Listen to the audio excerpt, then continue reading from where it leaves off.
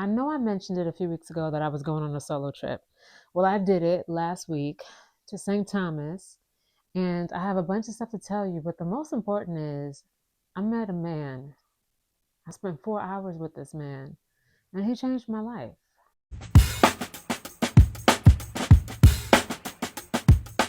It was a 4 day trip to St. Thomas. I stayed at the Ritz Carlton. I flew first class. I was treating myself. Yes. Okay. I don't usually go for the gustos, but I felt like last year I didn't travel as much as I wanted to. So this year I wanted to make up for it. And I don't usually solo travel. So I picked some place that I thought I would be comfortable with. So St. Thomas it was. I didn't experience the man until the day I returned. And because my trip culminated so beautifully with his insertion, the insertion in my path, not what you're thinking. So I chose, I think, seat 3A, which was the window seat. The person in 3B hadn't taken their seat yet, so I was just situating myself. So a gentleman comes and he sits down. If you're on the plane and you're seated with someone who is a stranger, just say hi. Y'all don't have to have a conversation. You don't have to ask them how they're doing. So he greeted me. And I appreciated that because not all of y'all do it. Okay, good. I didn't pay him any attention after that. Before the cabin door closes, the stewardess comes and she started to ask each row if they'd like something to drink. So she started at row one. I see how she's doing it. When she gets to row two, same drill. She's asking the person on the aisle first and the person on the window seat next, what would you like to drink? So, third row, we're in the third row. When she turns to our row, it's the same drill. She asks my man what he'd like to drink, and he said the lady first. I was like, I'd like a hot tea, please. She was like, hot tea? Would you like cream and sugar? Yes. But before I could say thank you, he was like, we appreciate you, and I'd like to have the sparkling water. I was like, okay. Is that nervous energy that he thanked the woman for me? Maybe. But that was cool. I liked it. Felt like we was like in it to win it together. It's a group thing. Okay. So we come to the part in the flight where they're offering the food. So she asked us what we'd like. She offered the selection. Same drill. Started at the first row. I'll see first. Asked the person at the window seat. She gets to the third row, our row. And of course, she asks the gentleman, what would he like to eat? And he says, you got it. The lady first. I was like, oh, okay, well, I'd like to have I tell her what I want, and I'm about to say thank you after I finish, and he's like, we appreciate you, and I'd like to have the turkey. And I was like, oh, okay, he did it again. He means to do it. Okay. The food is about to be served, and I'm not eating with my hands unless I use hand sanitizer. So I take on my hand sanitizer and I, do the thing and I leave it on my tray. I say, would you like? And he looks at me, then looks at the hand sanitizer and kind of just like, like there's a sanitizer, but he doesn't reach for it. So I'm like, well, would you like? And he was like, I would love. I said, please have at it. Like, go ahead. He was like, well, that's awfully kind of you. He got his food first, and mine took a while to come out, and he waited. He waited, waited, he waited, ooh, he waited. I wanted to tell him, you don't have to wait.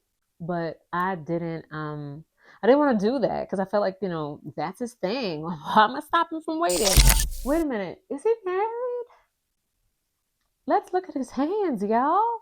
So I looked down at his left hand and he was married. And now I'm not thinking at all um, that I was attracted to him because I'm telling you right now, if I were to see this man tomorrow, I wouldn't recognize him. What I was paying attention to, though, was his behaviors. You know what I'm saying? I knew that he had a mustache. He also a very wide mustache. He was youngish, I guess, around my age, if not a couple of years younger. He had a ball cap on. I was the only black person on first class. In fact, going there, I was the only black person on the entire plane. We'll get to that later. But I was the only black person in first class going to St. Thomas and returning. And not everybody in first class that was a passenger was kind to me. So I wanted to call out that this man was Caucasian and married. And I did not think at all for a second that anything here was that was happening was romantic. I wanted to look at his hand because I was like, I hope he has somebody attending to him the way he's just attending to his environment. Like he was kind to the stewardess, he was, awfully kind to myself. This was just who he was. This has nothing to do with any physical attraction, sexual interest. This man was who he was. When he first came onto the plane, he had put his bag on, in the overhead cabin. Um, there were too many passengers with baggages, so they started looking for room. So his was like a duffel bag that could fit underneath the seat. And one of the attendants came and said, whose bag is it? Can we put this under your seat? He did, but he was a tall gentleman. I would say he was about 6'2". Um, and he puts the bag like right underneath him, and it was a long duffel bag. And I thought, why didn't he put it there? So I said to him, like, sir, you could put the bag in between us, like right there. It's not a big deal. And he was like, are you sure? I was like, yeah, because I'm sure you want to stretch your feet out. So he was like, thank you so much. Is it going to be in your way? Because I can't fit all the way under. It's going to be, in your way if you need to get out of the aisle. And I'm like, well, I don't have any intention of leaving my seat, which I didn't because I don't usually use the bathroom. But I drank so much beverages on the plane that after we finished eating, I was like, my bladder is saying it needs to go. He went up and he went to use the bathroom. So I was like, oh, perfect. When he comes out, I'm going to go right in. So I step over his bag, I stand in the aisle, and when I see the door becoming ajar, I, shoot up and I just told him, like, 1 second, let me get into that little section there. I'm gonna stand there, you can come out so we don't have to, like, scooch past each other. So he, followed my lead and he passed me. And as he was passing me, he was like, I'm so sorry. I was like, oh, okay, you're fine. In my head, I was thinking, why is he apologizing like that? Did he just blow the bathroom up and he's apologizing that I'm about to die? So I use the bathroom and I come out and, he is sitting down, but then when he sees me come out, he gets up and he was like, I'm so very sorry. And I was like, why are you apologizing? And he was like, you had to step over my bag. Bro, you're doing the most, man. I love it. Okay. Let me tell you why this man made such an impression on my life, where I felt in all of my days, I have never been so seen, so covered, so, I don't even know what the word is, just so respected. I don't know. When I was going to St. Thomas, you know how you deplane? Eh, everyone knows how you deplane. Normally the doors open and one by one people get off. Each aisle to planes. It's I mean, I don't think it's how I do it, okay? Because I've taken many of flights in my life. And it doesn't matter where I'm seated, when the doors open, one by one, wherever whatever direction, one by one, we all get off the plane by row. Orderly fashion. If you were on the flight with me, please don't take offense, but yeah, you didn't not all y'all had sense. I'm just saying, because the doors open and everybody's up and they're ready to jump off the plane. I mean, yeah, me too. But I'm gonna do it when it comes time for my row to deplane. But people were just jumping off, and I was just like, oh, yeah, y'all about to make me. I didn't want the same experience coming back home. So I just thought when the plane lands, I'm not going to jump off. I'm going to wait till y'all deplane because your cousins didn't let me get off the plane the first time orderly. Oh, excuse me. And they were trying to basically make me wait for them to deplane before I got off. I'm going to sit back and I'm going to relax and I'm going to wait. Plus, I was trying to hold on to the peace that I acquired from my 4-day excursion. My seatmate, he gets up. The doors didn't open yet, but he gets up. He takes up his bag. He's holding his bag, and he's standing. He's standing adjacent to a seat. The cabin door opens, and people are now all standing up. And I decide I'm going to take my coat and put it on because it's freezing, right? So I put my coat on, I take up my book bag, I put it on my lap, and I adjust myself. My seatmate saw me moving around, and I guess he knew that I was readying myself to get off. So he stepped back.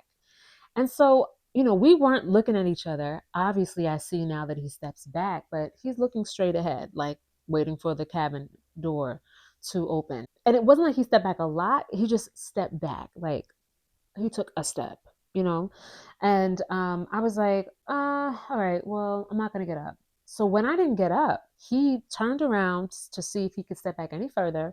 And then he stepped back a large step. And now he cleared the aisle. And I was like, oh. So I said, oh, thank you so much. So I get up. And as I'm getting up out of my seat, I have to then also pass his seat. And a gentleman gets up because my airplane boo cleared the aisle. Mr. Other Man decided, here's my chance to go and pull down luggage from their overhead compartment. I don't think I knew what chivalry was until this moment. Because as I'm coming out now trying to clear his seat and stepping into the aisle, and this other man is raising his hand to pull down a bag, my airplane boo raised his hand to cover my head and then went even further to close the overhead compartment so that I could come up out of the seat without having to hit my head on the bag that this dude's about to pull out. Okay, so I come out. Of course, I know that he closes the overhead. I say nothing. He continues to hold his hand up to protect my head as if my short little tail was going to hit the top of the airplane. Never. But he continues to cover my head as I clear the seat and then step into the aisle. And for a moment, I thought to say thank you.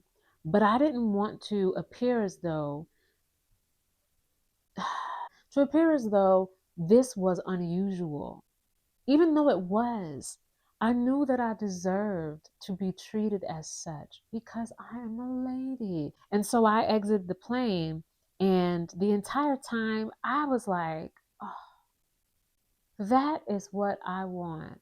That I was also thinking, like, I'm so proud for his wife that she has this type of man in her home, and perhaps, father for her children. Just what an example, and just who he is, and how he governs himself in the world. What does someone who of that nature need? What type of behaviors does he require so that he can continue being that being? I thought I had experienced chivalry. People do skirting me off to the side, so I'm the inside of the sidewalk and not facing the cars. Opening doors, holding doors for me. Boy, if you don't cover my head when I'm coming off that plane, huh, you ain't seeing me again, okay?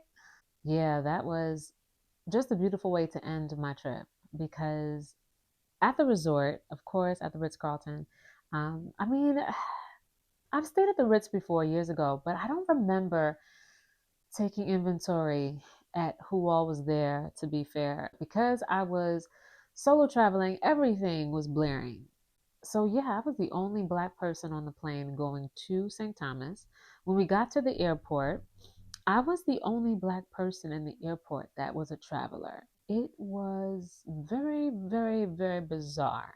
There were other Black families on the resort. I think I saw two elderly couples, like they were senior citizens. I think the day before I left, I saw a younger family who probably was around my age and they had young kids. There were some friendly people at the resort, not a lot, but it would have been nice if people were more friendly, um, especially to a solo traveler. It is what it is, though. It wasn't their responsibility to entertain me. I did feel a little out of place because it wasn't really diversified on the resort. So obviously, you know, there was some self talk in my head was just like when they're not saying hello to me, or if I like smile at someone and they don't smile back, I'm like, is it because I'm black? Or they just don't like to say hi to strangers? Because I saw them at the bar and they was all talking to each other like they was traveling together and they wasn't. So I was just like, well, what's different with me that when I say hi, y'all like, mm, mm, mm, mm.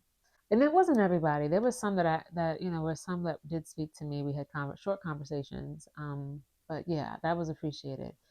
To be seen on the plane the way that I was seen on the return, it was just the best way to culminate my experience. At first, I had like planned a tour. I wanted to go out to the seafront and just like, go to all the shops and eateries. As I got into the hotel, and the hotel was beautiful, the room was lovely. I mean, it was really more spacious than I expected. The balcony was lovely. I was facing the gardens where I could see a bit of the ocean as well, but I was facing the gardens, which I wanted. And in the evening time, I would go to one of the restaurants that was right on the beach, and I would just sit there and after eating, I would just watch the waves for a couple of hours, and it was so beautiful. It was so peaceful. The water was so blue. It was such a lovely time. And I didn't feel uncomfortable with just sitting there and watching the waves. And I wasn't thinking about anything. I was thinking, this is so peaceful. I mean, literally just eating that quietness up and just thanking God for this little piece of beauty that I was afforded to experience for this time. I just was like, I'm just going to take it day by day, moment by moment. And in each moment, I'm going to ask myself, how do you feel? What do you want to do? I was walking on the property and there was a bird standing right there in the hedges, and I was just like, well, I don't need to leave the property. I can take nature in right here. And it was nice just to unplug and to tap out and just consider me. Will I solo travel again? I need to. I think I learned that I'm not as adventurous as I'd like to believe, and that in a place of unfamiliarity, I need another person there to give me the push to feel a little bit more comfortable about exploring. I did take a day trip to St. John, and I'm on the ferry watching the water, um, and asking myself, yo, what are we going to St. John to do? I didn't even know. I just heard it was beautiful, and I knew that majority of the island was a park. So I was like, oh, I'll just go walking in the park. Then I get to the island, and I walked probably a quarter of a mile, and I was just like, yo, why am I going to be walking in the wilderness by myself? And my tracker ain't working because my niece couldn't see my location. I was like, I ain't about to go missing in St. John's. Let me take my tail back to St. Thomas. So, for the people out there that solo travel regularly, please tell me what I did wrong. What was it that you did to occupy your time and to, I guess ease your nerves so you didn't feel so intimidated by the ideal of exploring? But I don't know. I guess we'll have to see what I do next for my solo trip. I haven't figured out what that location is. I definitely was on the plane back thinking, where do I go next? So I guess I'm curious if you have suggestions for my next location and what to do when I get there. I wasn't gonna say this, but I have to say it. The man who was pulling his bag down when my airplane blue blocked it, he was with his wife. And when my airplane boo blocked him and I stepped out and then he, covered my head, I looked at the wife of the other man. I mean, she was like looking at me, cutting her eyes, rolling her eyes. And I just was like, I shrugged my shoulders and I just wanted her to know, like, I'm sorry your husband is not like mine, or, temporary mine. Actually, it's over. So my ex. I guess. Anyhow, he did the most for everyone that didn't. Did you enjoy that episode? Well, like it, comment, and share. Thanks so much for your continued support. We'll be back on February 11th with another episode of Her Private Parts podcast, where we talk about everything about our private parts.